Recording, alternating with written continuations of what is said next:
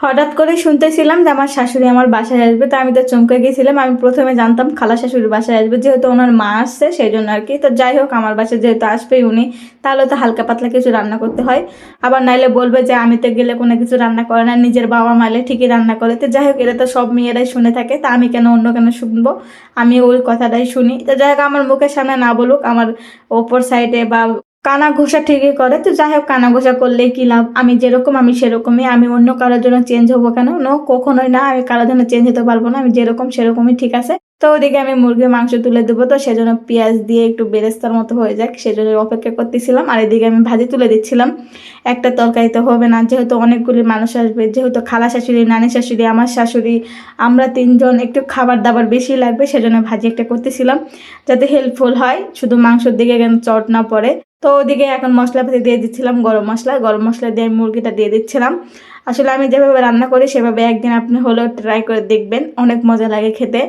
যাই হোক, এদিকে মুরগির মাংসটা আমি দিয়ে দিলাম। মুরগির মাংস দিয়ে এখন পানি টানি কিছু দেবো না, হালকা একটু গরম মশলা আর বাটা মশলা দিয়ে দেবো, দিয়ে এটা কষাতে থাকবো। কষায় কষায় একদিন এরকম যখন হয়ে যাবে তখন মশলা দিব। এছাড়া মশলা কিন্তু দিব না, যতক্ষণ এভাবে কষাইতে পারবেন, মানে মাংস থেকে যে পানিটা থাকে সেই পানিটা শুকায় যায়, যে তেলটা যে দিছিলাম সেই তেলটা বের হয়ে আসবে, সেই সময় আমি মশলা দিই। তাহলে এইভাবে মুরগির মাংস একটা গন্ধ থাকে না, ইভিং অনেক খেতে মজা হয়। তো যাই হোক, আপনারা এভাবে চাইলে রান্না করে খেতে পারেন। তো আমি সব মশলাপাতি দিয়ে এখন কষানোর জন্য রেখে দিয়েছিলাম। ওখানে রেখে দিতে দেখি এদিকে আমার ভাজিটাও প্রায় সিদ্ধ হয়ে গেছে, এখন এটা ভাগার দেওয়ার পালা।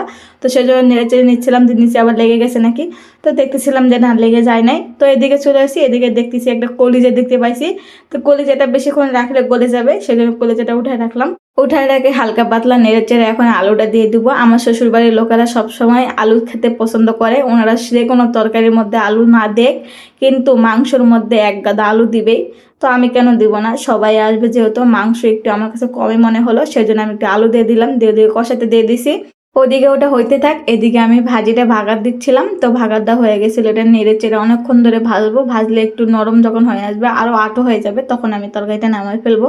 তো যাই হোক, এদিকে আমি ওদিকে চোখ দিতে যাই, এদিকে আমার তরকারি হালকা একটু লেগে গেছিলো। তো আলহামদুলিল্লাহ সেভাবে নষ্ট হয় নাই।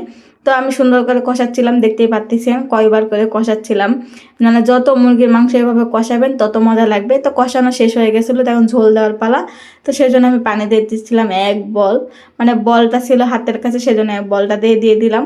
আবারও মনে হলো যে পানিটা একটু কম হয়ে গেল, যেহেতু বেশি মানুষ খেতে গেলে অনেক ঝোল লাগবে, সেজন্য আবার একটু পানি দিয়ে দিলাম। আর একটু বলতে আবার এক বল দিয়ে দিছি, এক বল না, অল্প একটু দিছিলাম। তো যাই হোক, দেখি আমার তরকারিটা বলক উঠে গেছে, মানে রান্না আমার শেষ। তো যাই হোক, আমার শাশুড়ি কিন্তু তখন আসছিল না। আমার শাশুড়ি আস্তে আস্তে প্রায় একটা দেড়টা বেজে গেছিলো, তারপরও যে আসছে আলহামদুলিল্লাহ। আসতে চাই যে আসতে পারে না এমন তো না, আসছিল, যতটুকু আসছিল খাওয়াতে পারছি আলহামদুলিল্লাহ। কেমন হলো অবশ্যই কিন্তু কমেন্ট করে জানাতে পারেন। সবাইকে আসসালামু আলাইকুম।